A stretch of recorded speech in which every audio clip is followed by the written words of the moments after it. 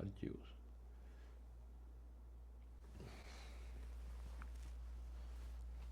Dios les bendiga a todos los hermanos, a todos los presentes, a la congregación de 12 de octubre. Un saludo de una manera muy especial. Saludo también a nuestro pastor Jailson Navarro, a su esposa, la hermana Milena Díaz, quien es la líder del Comité de Misiones. A todos los hermanos, bendiciones. Tenemos la grata compañía de nuestro hermano Carlos Pérez, misionero. Yo siempre he dicho, y estoy muy de acuerdo con esa frase que dice misionero una vez, misionero siempre, ¿cierto? Es allí. Queremos que nos dé un saludo, hermano Carlos, en estos momentos, nos presente su saludo y pues bienvenido. Bueno, muchas gracias, Indira, por esta linda oportunidad de poder compartir con cada uno de ustedes.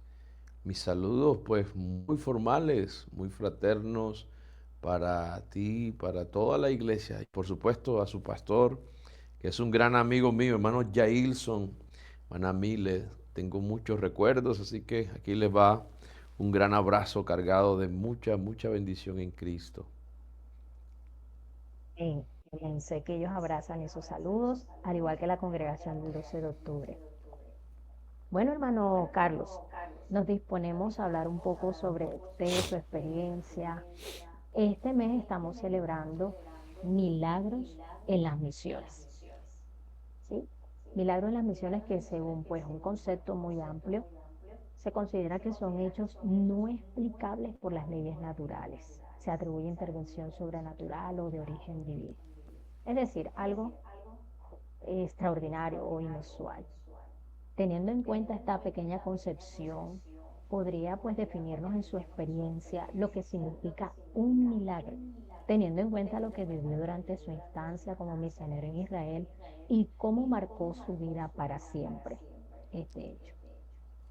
Bueno, es un tema muy bonito, amplio, profundo.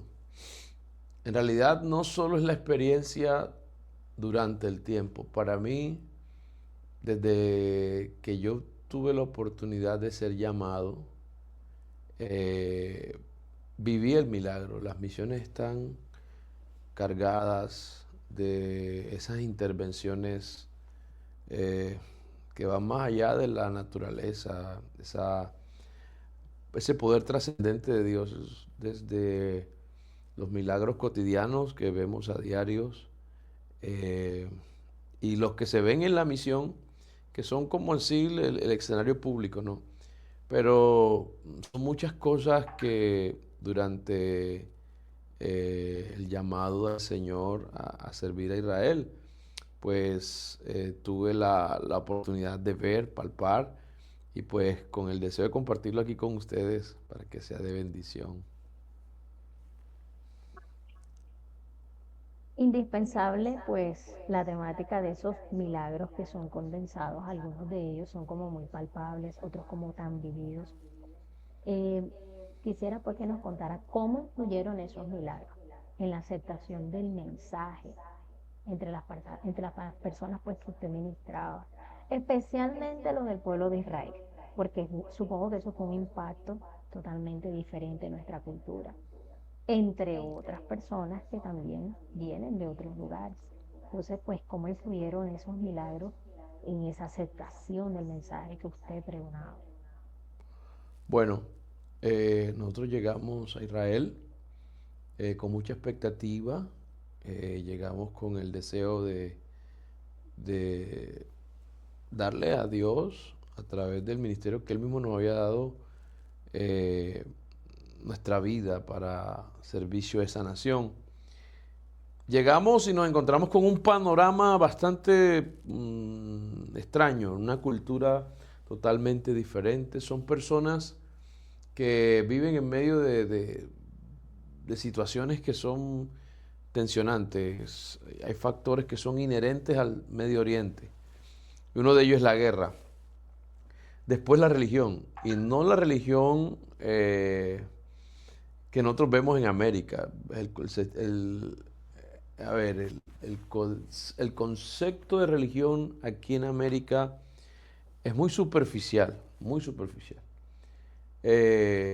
el americano, incluyendo al norteamericano y a los del cono sur, son personas que creen fácilmente. En el Medio Oriente la religión está ligado a la sangre, a la raíz, y eso está pues arraigado profundamente, que no es fácil que una persona deje de creer lo que creyeron sus abuelos que vivieron hace 1000 años. Es la misma, el mismo sistema de creencia. Entonces, por ese lado vemos un choque que nos hace, pues, en realidad, contrapeso a nuestra dinámica de evangelización. Allá en Israel no se puede sacar un parlante, por ejemplo, no se puede eh, dar un tratado, no se puede hacer culto público, no se puede como emancipar y convencer a las personas a hacer proselitismo religioso. No, no, no, eso es hasta delito. Cuando eso sucede, en realidad crea como un golpe en el misionero, un golpe emocional. Bueno, ¿y ahora qué hago aquí? ¿Cómo voy a seguir yo? Mas, sin embargo, vemos cómo el Espíritu Santo, pues, todo lo sabe, todo lo puede y en todo lugar está, nos va guiando hacia esos milagros. Literalmente, si puedo recordar para asociar la pregunta, a la respuesta a tu pregunta, es que una vez había un señor, vivía al lado de la casa, todavía me llama. Una mañana yo necesitaba llevar al niño nacido en Israel al médico. Él mismo me hizo la diligencia, pero una persona muy especial. Le caímos tanto en gracia que ellos, en ese buen sentido de la palabra, apadrinaron al niño. El niño, pues, éramos vecinos, estuvimos siempre muy cerca, compartíamos comida, veíamos fútbol. Era una persona que vivió en Brasil, que habla poco español, habla perfecto inglés, entonces a través del inglés hablábamos con él y la esposa. Eh, no quise nunca abordar, Indira, el tema de la evangelización, porque no es tan fácil que tú le hables a un judío así. No, vengo aquí a hablarte de Jesucristo. Ta, ta, ta. Yo esperaba el puente redentivo, el tema que pudiera unir. Y él nos llevó al niño al médico y me tradujo al hebreo. Yo pues dominaba muy poco el hebreo y, y entonces hablábamos. Él me traducía, yo le hablé al inglés, al hebreo. Entonces después de esa reunión fuimos a tomar un café, él me invitó y comenzamos a hablar del tema religioso. Y él me dice, Carlos, yo nací en familia religiosa.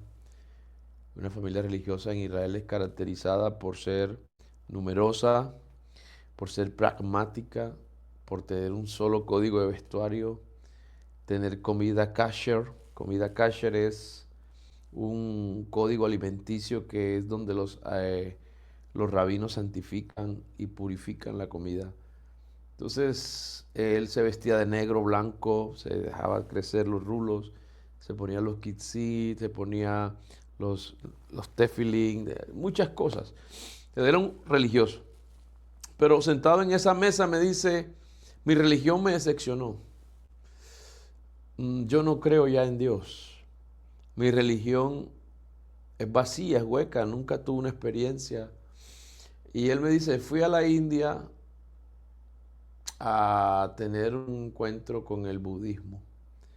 Y él se fue allá con su esposa y como que hicieron un retiro. Él me hablaba como un retiro en una montaña con unos monjes. Y regresaron de allá con esas ideas de monjes tibetanos, de cuestiones. Yo oía su casa llena de elefantes, de piedras, olía a muchas especies. Era algo muy extraño. Pero sin embargo la esposa sí se mantenía en las costumbres judías, ¿no? Practicaba el Hanukkah, el Yom Kippur, el Rosh Hashanah, Rosh Hashanah, etcétera. Entonces yo veía en la casa como un sincretismo entre el budismo y el judaísmo. Y cuando comenzó a hacerme preguntas acerca de Dios y él me decía, me gusta cómo se visten ustedes, me gusta cómo se comportan, me gusta cómo hablan a las personas, cómo le transmiten, eh, cuál es su Dios. Y yo le digo, es el mismo Dios de Israel. ¿Cómo así? Y Yahvé es el mismo, claro que sí. Pero ustedes adoran a Jesús porque él sabía, porque había vivido en América. Sí, entonces yo comencé a hablarle del misterio de la piedad, de la manifestación de Dios. Entonces él me decía, espera, espera, espera, Carlos, espera. Dios se hizo carne. Y yo le decía, sí, claro. Pero eso es absurdo. Me decía, ¿cómo? Entonces yo le decía, ahí está la revelación. Recuerda lo que dice el profeta Jeremías porque es una persona que sabe toda la Torá, la Tanaj. Tanaj es desde el Bereshit, que es Génesis, hasta Malaquías, se lo sabe. Entonces yo comencé a hablarle de muchos textos del Antiguo Testamento que habla de la manifestación de Dios en carne. Y él hacía preguntas y lo vi muy interesado, muy interesado. Entonces llegamos al Génesis, íbamos como en reversa, ¿no? Desde Malaquías hasta Génesis. Cuando llegamos al Génesis a hablar de la creación, allí comenzamos a hablar del verbo. En el principio era el verbo y el verbo era Dios. El verbo estaba con Dios. Entonces él sabía, porque el hebreo en ese sentido es muy profundo, porque tiene una connotación no solo etimológica, sino pues, digamos, para el judaísmo es algo que es una base, es una fibra muy neurálgica de la religión. Entonces en el Génesis, y él me dice, entonces los dinosaurios existieron. Y yo le dije, claro que existieron. Pero ¿cómo? Pero la Biblia dice esto. Para nosotros, Indira, nos ha llegado solo la Tanaj. O sea, es lo que nosotros comprendemos entre lo que es la ley, los salmos y los profetas. Pero Israel tiene otros libros, que es el Talmud, los códigos, el Lamidrash, etc. En esos libros aparecen muchas expresiones místicas que ellos saben. Y entre ellos aparece que los dinosaurios existieron. Pero ellos no entendieran lo del tiempo. La Biblia dice que para Dios un día es como 1000 años, 1000 años como un día. Entonces yo comencé a evangelizarlo por allí. Cuando yo le menciono a él que un año es como 1000 días y 1000 días como un año, ese es el Salmo 90, escrito por Moisés, que ellos se lo saben al pie de la letra, esa persona comenzó a llorar, comenzó a llorar. Hay versículos en la Biblia que a veces nosotros lo pasamos por alto, pero tienen una verdad tan profunda, que esta persona inmediatamente se impactó y todas esas ideas que tenía del hinduismo, del budismo, perdón, de la trascendencia, de, de la expiación del ser, todo eso, ¡prum!, se le desbarató con ese versículo. Y yo pude ver allí cómo la palabra de Dios es activa, tanto que ese hombre fue a la iglesia con su esposa, es la hora, me escribe muchísimo, por ahí está organizando venirnos a visitar, le regalé una Biblia, me dijo que estaba leyendo Mateo, que estaba leyendo la vida de Jesús, que le había impactado, que a diferencia de su religión y a diferencia del budismo, siente que se llena mucho de todo, de cuando lee la palabra, siente mucha paz. Y bueno, ahí está el proceso, ¿no? La vida en el Señor es maravillosa porque su palabra no vuelve a él vacía, sino que cumple un propósito.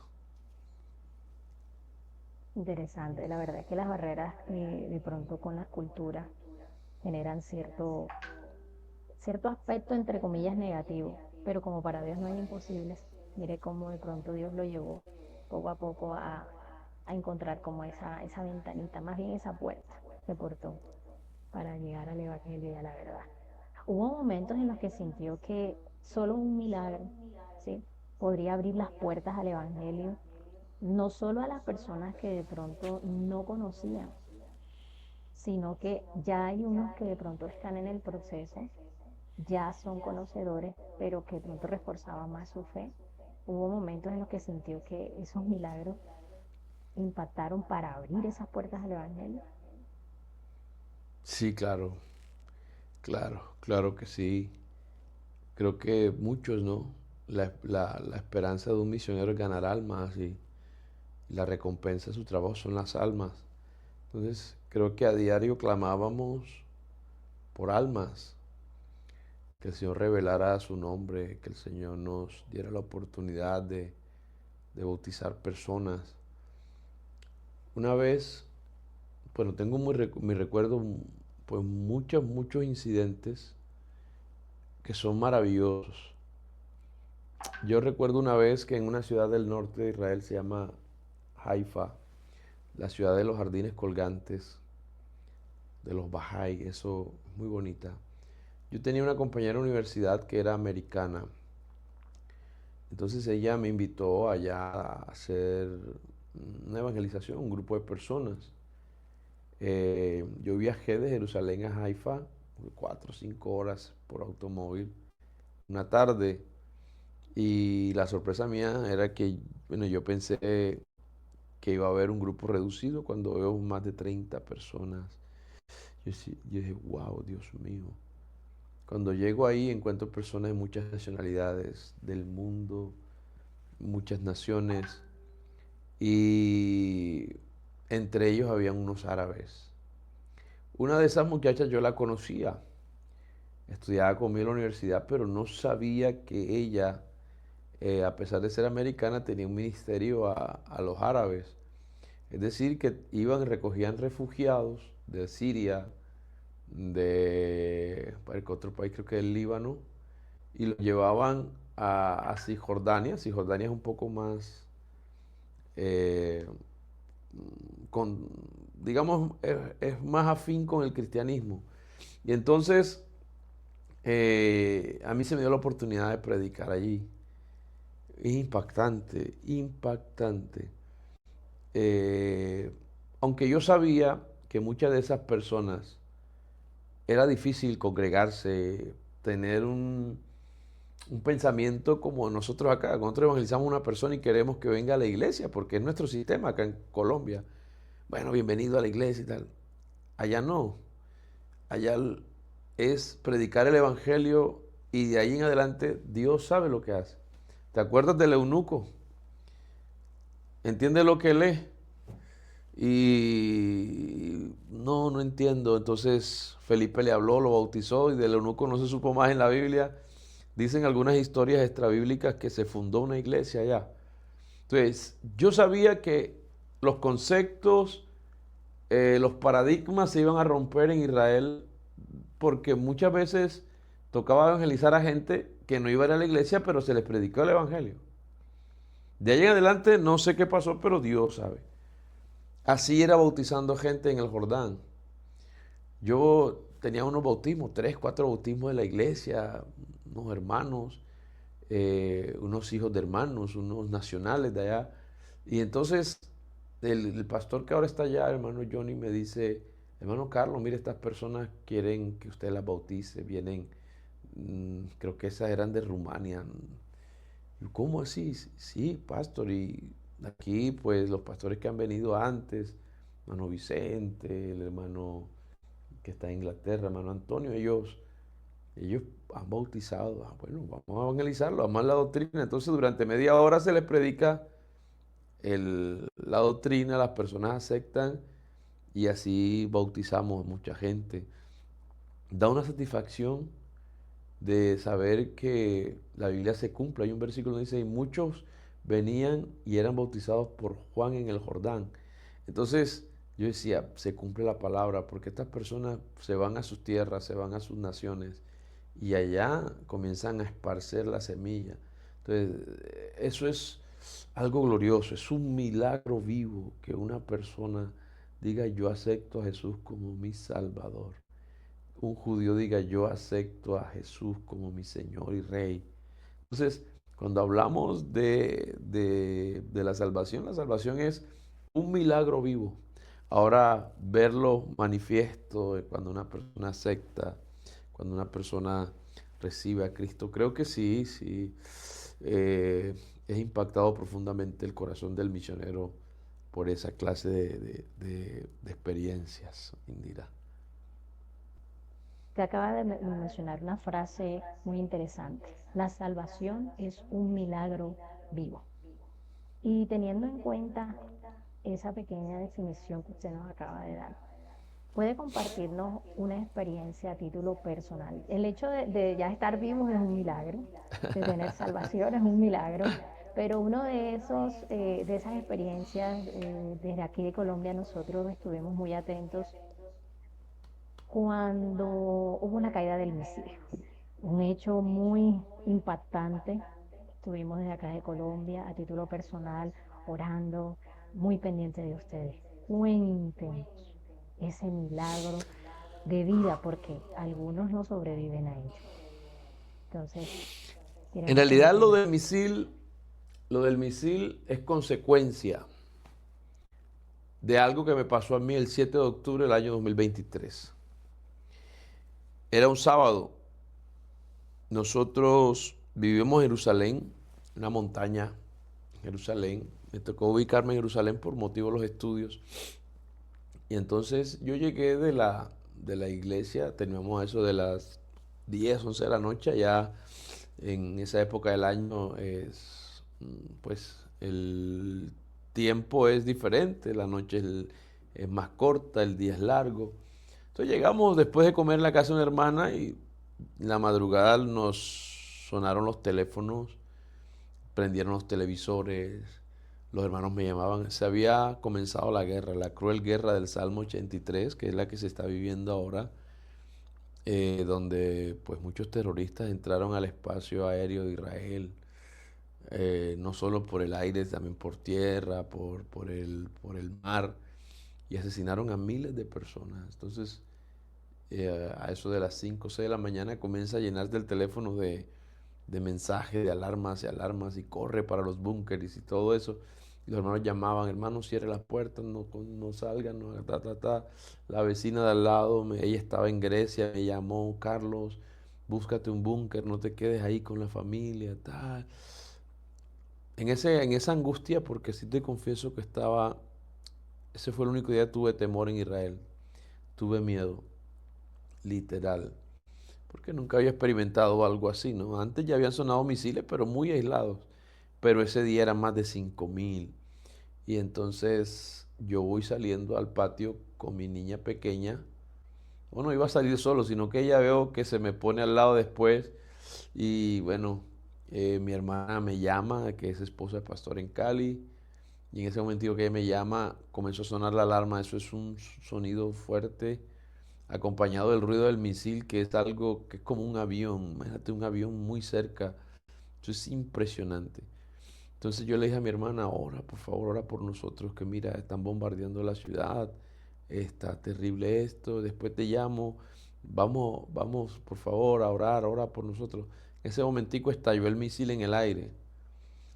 Israel tiene un sistema de defensa muy poderoso que destruye los misiles en el aire. Entonces, aunque estos días ha sido permeado, ¿sabes?, por lo que está pasando ahora con Irán, eh, explotó el misil y tú sientes un sonido que te absorbe y ¡boom! Suena. Se estremecen las ventanas, el cuerpo se te eriza todo. Tú sientes que estás brincando porque todavía el suelo se mueve. Y eso que no cayó, fue explotado en el aire. Sí, se siente el impacto. Cuando yo le digo a mi hermana ahora, ella comenzó a orar, a orar. Yo, cuando explotó el misil, miré al cielo. El cielo estaba azulito, no había una nube, estaba sol radiante a eso de las 9 10 de la mañana.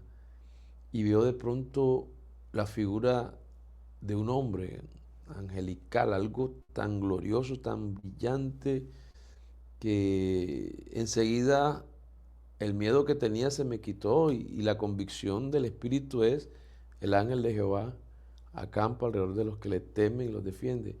Mira, Tendira, que yo no vi alas, yo no vi alas, pero yo escuchaba alas, unas alas que se movían fuerte también el sonido. Entonces yo vi el ángel del Señor, veía la figura, una silueta blanca, muy blanca, y allí. Entonces yo no salí a la calle, sino que entrego a la casa y le digo a mi esposa, ya encontré el refugio. ¿A dónde, amor? Salmo 121. Alzaré mis ojos a los montes, ¿de dónde vendrá el socorro? Mi socorro viene de Jehová que hizo los cielos y la tierra. Y por esa visión que tuve, el 7 de octubre, el día que inició la guerra, todos los días que viví en Israel, que fueron de guerra, tuve la confianza de que Dios estaba con nosotros. Tuve mucha paz. La gente me llamaba, pastor, ¿cómo está? Las dificultades, ¿qué tal? No, estamos bien, hermanos. Estamos con el Señor. Ese mensaje sirvió para fortalecerme a mí, a mi familia, a la iglesia. Era un mensaje de gloria, porque es que Dios esté contigo, porque el testimonio del oído es bonito, la fe viene por el oír, y que bienaventurados son los que creen sin ver. Pero imagínate los que son bienaventurados porque creen sin ver, pero más bienaventurados son los que creen y ven, porque Dios me permitió ver su propia teofanía, el ángel del Señor.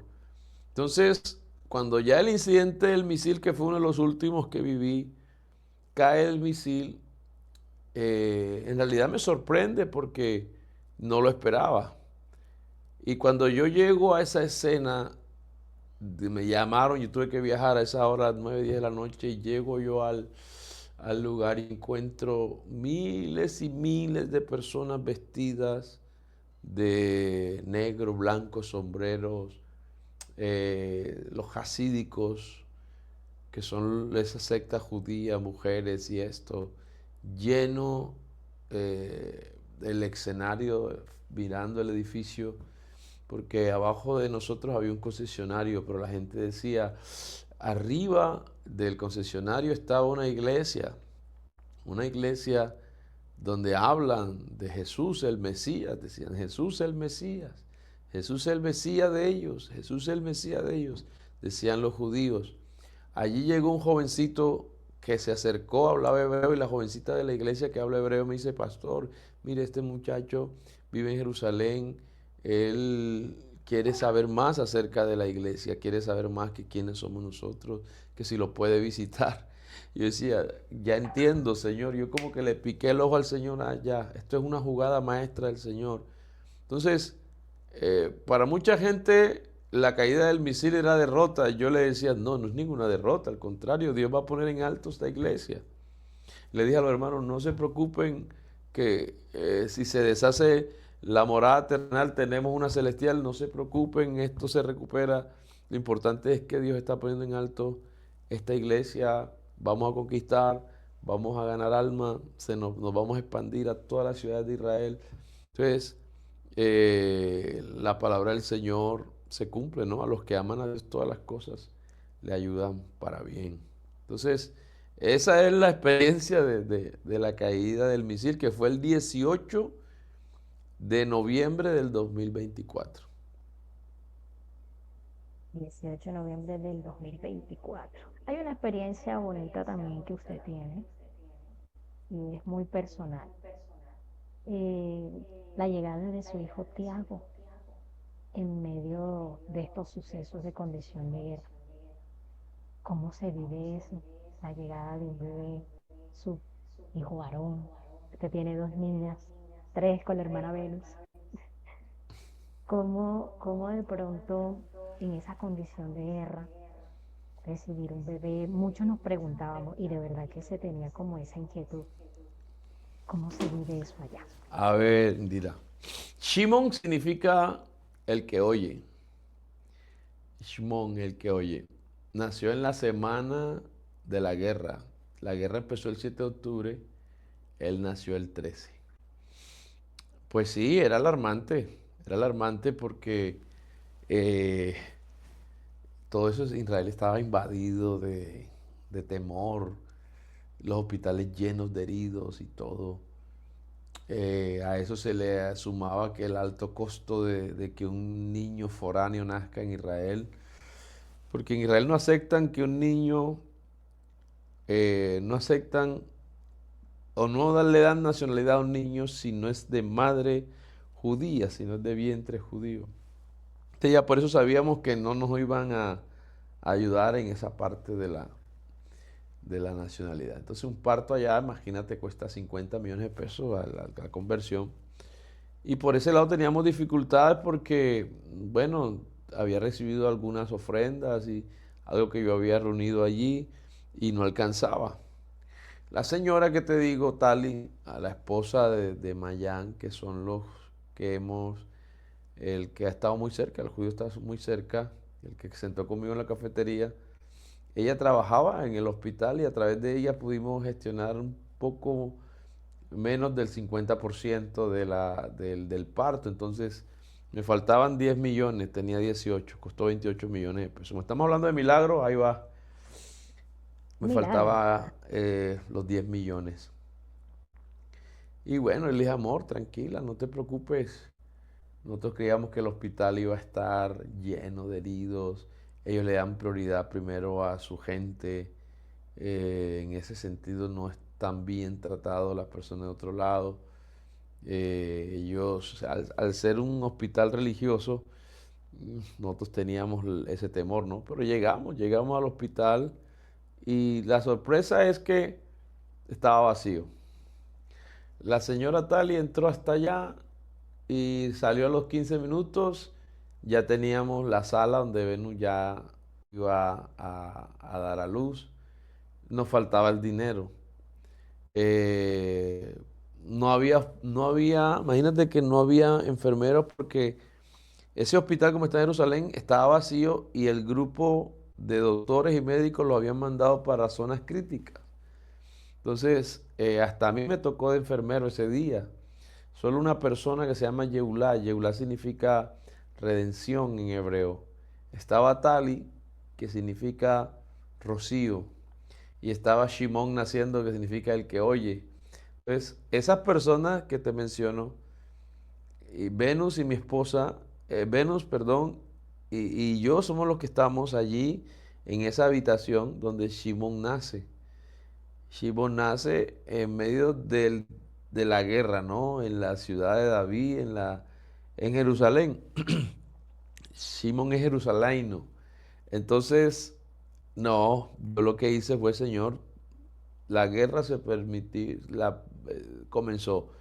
Y en medio de la guerra tú me permites que este niño nazca, entonces yo lo presento a ti, fue una ofrenda especial. Mi esposa y yo ofrendamos a ese niño allí ese día. Después, bueno, sacarlo, había que conseguir el dinero. Ay, ¿cómo hacemos? Dios mío, ayúdanos, ayúdanos. Un hermano me dijo, no se preocupe, pastor, yo le presto mi tarjeta de crédito y esto. Entonces, ay, amor, el hermano nos va a prestar tarjeta de crédito, ahí después vemos cómo pagamos. Y cuando él trataba de hacer la transacción desde Colombia, no pasaba, no pasaba, la rechazaron. Yo, ay, Señor, y ahora ya nació, ya no podemos hacer nada. Me llamó un hermano de Barranquilla, hermano Carlos. Mi esposa y yo estamos comenzando un negocio, pero anoche el Señor nos dijo, llama a tu hijo y dale este dinero. Y vea, hermano, son 10 millones de pesos, usted me puede decir dónde los puedo consignar. Yo decía, Señor, es muy bueno. Y comencé a llorar. Otro Le decía milagro. al hermano, hermano, Dios te dijo, sí, hermano, Dios me dijo. Y tú sabes dónde estoy. Sí, hermano, usted es misionero en Israel. Sí, hermano, sí.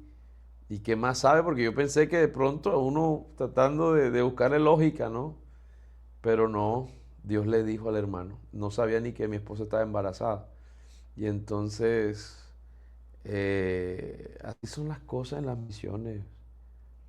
Indira, milagros, Dios puede fortalecer la fe, son tantas cosas que hay que darle pues esa gloria al Señor, porque son maravillas de verdad manifiestas de su poder. Interesante. La verdad es que es interesante conocer todas estas experiencias, son milagros. Y a veces uno considera milagros cuando se levanta un muerto, cuando se levanta un paralítico, que un leproso se sana. Pero hay tantas maneras de ver la gloria de Dios y los milagros. Y esta es una de ellas. Y nos regocija en gran manera que usted haya tenido como esa oportunidad de vivenciarla, sobre todo en un lugar de guerra, que es un plus, no tan positivo, pero ahí vamos. ¿Qué consejo le daría a la iglesia y a los misioneros que anhelan ver esos milagros en su campo de trabajo? Creer en Dios. Cuando yo creo en Dios, porque la fe tiene que ser direccionada, eh, te causa que tú te apasiones. El creer en Dios por encima del concepto, de la lógica, de la matemática o de las mismas ciencias que gobiernan la tierra, eso te apasiona, ¿no? Cuando tú te la juegas por algo que trasciende, algo que tú no sabes cómo explicarlo. Eso es importante. Dice la Biblia, cuando el Hijo del Hombre venga hallará fe en la tierra, tiene que hallarse fe. Que haya gente que crea en Dios sin importar lo que le dictan sus ojos o lo que escuchan sus oídos, sin importar el panorama, el contexto, lo que está a su alrededor, su ecosistema. Eso no es la realidad. La realidad siempre será lo que Dios diga. El milagro de Bartimeo, el único que lo podía ver era Jesús y el ciego. A pesar de que es redundante, el ciego ya sabía su milagro porque cuando le dijeron levántate, el Señor te llama, él tiró la capa y la capa lo identificaba como un mendigo, una persona agitada, un ciego, pero él arrojó la capa y la arrojó por adelantado. Eso es fe, creer por adelantado. No, ya yo no necesito esta capa, ya voy por un milagro. Lo tiró y conquistó. Ya, eso es, las misiones tienen que ser así, tiene que haber riesgo, tiene que haber riesgo. Y permíteme este paréntesis, Indira. Mucha gente estos días me ha dicho, hermano Carlos, gracias a Dios que ya no está allá. Gracias a Dios que ya no está allá, que ya no está allá. Pero yo de rodillas le dije al Señor, yo quiero estar allá. ¿Cuánto anhelo yo estar allá, Señor? Porque la convicción plena del servicio es esta, donde abunda el pecado, sobreabunda la gracia. Entonces, para las misiones especiales se necesita tener mucha fe, estar entregado. Si tú tienes un deseo de lo que Dios quiere hacer contigo, tú tienes que creer en eso. El primer convencido tienes que ser tú. Tienes que dar el paso, tienes que aferrarte contra esperanza. A Abraham le dijeron, sal de tu tierra y salió. Y no sabía para dónde iba y estuvo errante 25 años, pero hoy es el padre de las naciones. Entonces, si no te arriesgas, no podrás nunca conocer al Dios de los milagros. Tírate al agua y camina. Si te hundes es posible porque somos humanos, pero hay alguien que no te va a dejar perecer. Entonces, así es Dios. Mi consejo es ser apasionado, créele a Dios sin importar las circunstancias que puedan ver tus ojos. Mucho ánimo, confía en el Señor. Aprendió algo de hebreo, ¿verdad? No mucho, pero sí me defiendo algunas cositas. Yo allá tuve la oportunidad, pues, siempre hablar inglés. El inglés es como el idioma universal porque se habla en los árabes, los judíos y bueno, casi todo el mundo. Del hebreo, pues sí, algunas cositas. Bueno, ¿será que nos puede regalar unas palabras finales en hebreo? Hay una frase que se impregnó en el corazón de la iglesia cuando cayó el misil. Eh, Kol Hasman Elohim Utov. Elohim Utov, Kol Hasman. God is good all the time, God is good. Dios es bueno todo el tiempo Dios es bueno. Eso, inclusive ayer que hablaba con una hermana me dijo, hermano, Kol Hasman Elohim Tov. Claro que si Dios es bueno todo el tiempo. Qué interesante. Hermano Carlos, muchísimas gracias de verdad por este tiempo. Deseamos que la bendición de Dios siempre le acompañe. En usted se resalta aún esa llama por querer estar en Israel. Es algo que denota, de hecho se le nota en su apariencia, en su forma de hablar, en su forma, en su discurso. Y, y Dios también tiene en cuenta esos propósitos, esos anhelos. Lo sé por experiencia propia. Sé, usted principalmente oró por esta sierva hace muchos años, orando por un anhelo y el Señor lo cumplió y eso no lo olvido jamás. Amén, Agradezco amén. mucho que nos haya acompañado. Presente pues sus saludos finales a nuestra congregación, el 12 de octubre y a nuestro pastor. Bueno, yo anhelo estar por allá, que la próxima vez no sea virtual, sino que sea presencial. Aleluya. Yailson Amén. sabe que tenemos muchas cosas que compartir, que hablar. Yailson yo lo llevé cuando yo era pastor en Sabana Larga. Yailson todavía no estaba en el ministerio, era cantante y cantaba solo los pentecostales. Y sabe que lo recuerdo muchísimo. Tengo muy gratos recuerdos con Yailson y ver cómo Dios hoy lo ha bendecido con su hermosa familia. Saber que está ahí en Valledupar y bueno, cuando haya tiempo los visitaremos y compartiremos muchas cosas. Un gran abrazo, Indira, gracias por esta oportunidad de compartir las experiencias y a toda la hermosa iglesia. Recuerde que las misiones es un componente de factores maravillosos. Las personas que aman, que tienen el corazón por las misiones, los pies de los que predican, las manos de los que aportan, las rodillas de los que interceden. Y usted únase, no se quede por fuera de las misiones. Este es el mayor plan que existe sobre la faz de la tierra y creo que estamos conscientes de eso, ¿no? Que es salvar a los hombres por la locura de la predicación.